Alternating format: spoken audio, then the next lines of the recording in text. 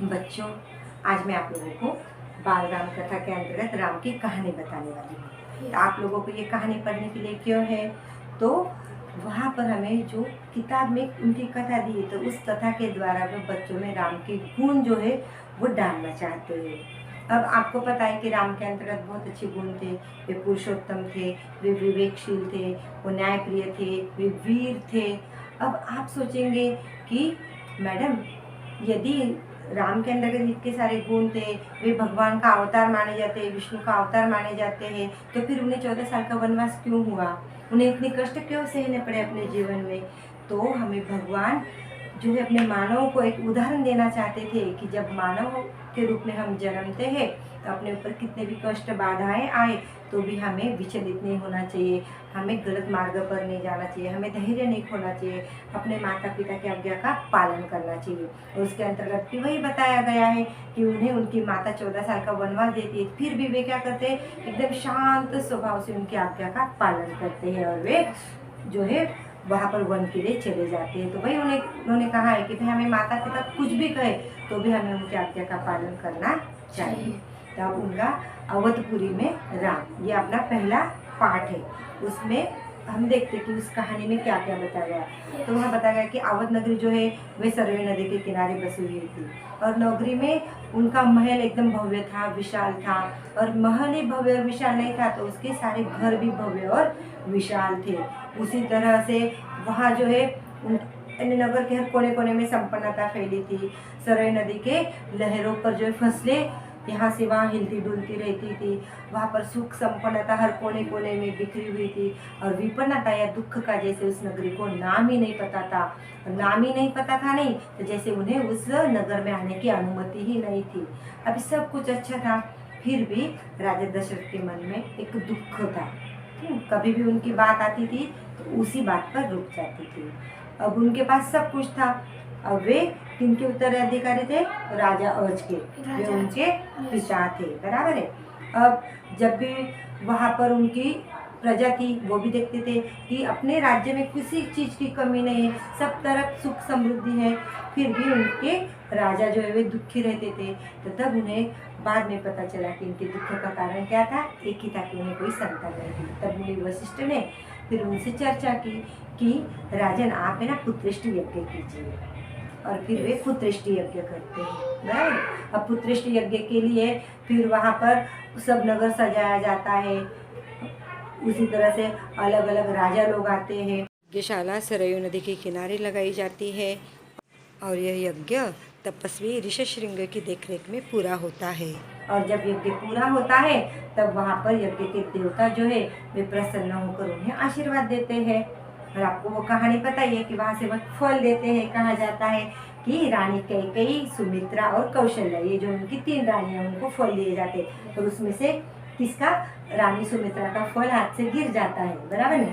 इसलिए कौशल्या रानी और कैकेयी रानी उन्हें आधा आधा फल देती है। और जिसके कारण कौशल्या को एक पुत्र होता है जिसका नाम रखा जाता है राम। और वे चैत्र माह के नवमी के दिन उनका जन्म होता है। कैकेयी को होते हैं भरत और रानी सुमित्रा को लक्ष्मण और शत्रुघ्न होते हैं। और जब वे खेलते हैं, शिक्षा प्राप्त करते तो उनकी जोड़ी बन जाती है राम और लक्ष्मण की और शत्रुघ्न और भरत की। तो अब ऐसे वे बड़े होते हैं, शिक्षा प्राप्त करते हैं और एक दिन वे राजमहल में राजा दशरथ, रानी कैकेयी, मुनिगण, दरबारी सारे बैठे रहते हैं। अब राजा दशरथ, रानियां अक्सर क्या करती थी, चर्चा करती थी कि हमें अभी पुत्र वधू लानी पड़ेगी। और इस एक दिन वे ऐसे ही राजमहल में बैठे थे। राजमहल में रानियां थी, राजा दरबारी थे, मुनि वशिष्ठ थे और राजा दशरथ थे। वे चर्चा कर रहे थे किस बात पर, कि हमें अब कुलवधू लाने ये। और उसी समय उतने में द्वारपाल आता है और द्वारपाल राजा दशरथ को कहता है कि महर्षि विश्वामित्र आए हैं। महर्षि विश्वामित्र आए, ये सुनकर क्या होते हैं, राजा दशरथ एकदम उठ खड़े होते हैं और फिर उनकी अगवानी करते हैं। अगवानी करने के बाद वे महर्षि विश्वामित्र को कहते हैं कि मैं आपका स्वागत करता हूँ और महर्षि जो है आप मुझे आज्ञा कीजिए, आपको क्या चाहिए, मैं वो सब कुछ आपको देने के लिए तैयार हूँ। फिर वहाँ पर महर्षि विश्वामित्र राजा दशरथ से कहते हैं मैं एक यज्ञ कर रहा हूँ, मेरा अनुष्ठान लगभग पूरा ही होते आया है, उसके लिए अभी सिर्फ 10 दिन बाकी है। पर उसमें 2 राक्षस बाधा डाल रहे हैं और उन राक्षसों से मैं स्वयं भी लड़ सकता हूँ। और फिलहाल अभी मैंने क्या किया है, वहाँ पर संन्यास लिया है और इसलिए अभी और अनुष्ठान भी मेरा शुरू है, तो मैं उनसे इस तरह से युद्ध नहीं कर सकता हूँ। तो मैं तुम्हारे ज्येष्ठ पुत्र राम को मांगने आया हूँ। जैसे ही राजा दशरथ ने सुना कि ज्येष्ठ पुत्र राम को मांगने आया है, तो एकदम से वे क्या हो गए, वो चक्का हो गए कि इन्होंने मुझे क्या मांग लिया, और मैंने तो वचन दे दिया है कि आप जो मांगेंगे वो मैं आपको देने के लिए तैयार हूँ। और फिर वहाँ पर उन्हें कुछ सूझता नहीं है, वे बेहोश हो जाते हैं कि मैं क्या करूँ और क्या ना करूँ। इस तरह से वहाँ पर अब इन्हें मैं राम को दूँ तो मेरा प्रिय पुत्र यदि उन राक्षसों के हाथों मारा गया तो क्या होगा, और ना दूँ तो क्या होगा, मैंने जो वचन दिया है वो अधूरा रहेगा। और वे इसी सोच में मूर्छित हो जाते हैं। सारा दरबार शांत हो जाता है और फिर मुनि वशिष्ठ जो है वे राजा दशरथ के पास आते हैं, उन्हें समझाते हैं कि देखो आपने वचन दिया है और रघुकुल की अपनी पद्धति क्या है, प्राण जाए पर वचन न जाए, इसलिए राजन आपको आपका वचन पूरा करना पड़ेगा और राम को आपको उन्हें देना पड़ेगा, सौंपना पड़ेगा। और आप डरिए मत, वह महर्षि विश्वामित्र के साथ जा रहा है ना, तो वहाँ पर वे उन्हें अच्छे कुछ ज्ञान देंगे, उन्हें कुछ विद्याएं सिखाएंगे, तो आप डरिए मत।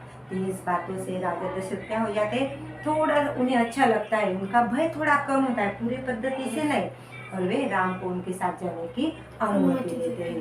फिर राम जो है तो वहाँ पर वे कहते हैं कि मैं इनके साथ मेरे दूसरे पुत्र लक्ष्मण को भी भेजना चाहूँगा। तो विश्वामित्र उसकी अनुमति दे देते हैं और फिर राम और लक्ष्मण को संदेशा दिया जाता है, उनको तत्काल दरबार में बुलाया जाता है। उन्हें कहा जाता है कि आपको अपने महर्षि विश्वामित्र के साथ जाना है। तो वे अपने माताओं की आज्ञा लेते हैं और झट से उनके साथ जाने के लिए तैयार हो जाते हैं। और कैसे कि अपने हाथ में धनुष्य, पीठ पर तुनीर, कमर पर तलवार लटकाए हुए वहाँ पर उनके साथ महर्षि विश्वामित्र के साथ जाने के लिए तैयार होते हैं। तो देखिए बच्चों, इस कहानी में क्या है कि राम जब उन्हें उनके पिता आज्ञा देते कि आपको महर्षि विश्वामित्र के साथ जाना है, तो उलट कर जवाब देते हैं क्या? नहीं, उनकी आज्ञा मानकर क्या होते, निकल पड़ते हैं। यही आपको जो है इस राम कथा से सीखना है कि जब भी हमें माता पिता कोई आज्ञा देते हैं तो हमें उसका पलट कर जवाब नहीं देना चाहिए।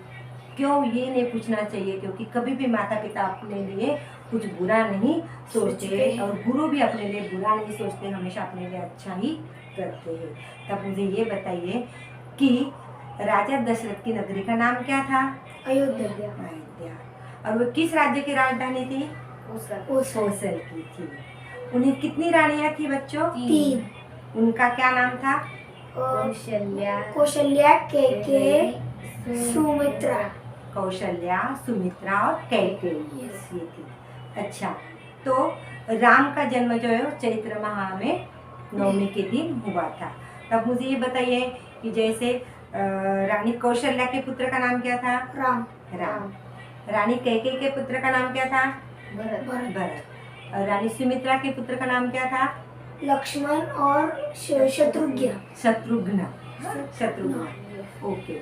अब ये बताइए कि पुत्र प्राप्ति के लिए राजा दशरथ ने कौन सा यज्ञ किया? पुत्रेष्टि यज्ञ किया, बराबर है।